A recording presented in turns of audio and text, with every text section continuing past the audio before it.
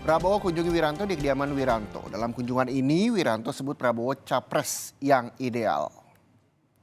Dalam kunjungan silaturahmi di kediaman Wiranto, keduanya berdiskusi tentang banyak hal termasuk tentang politik.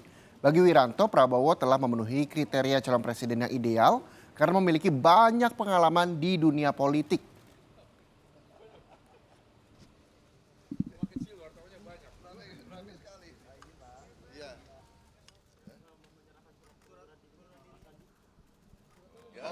Saya kira dari sisi kepemimpinan di militer cukup ya, di pemerintahan sekarang cukup lama juga dengan Pak Jokowi, paham betul masalah itu.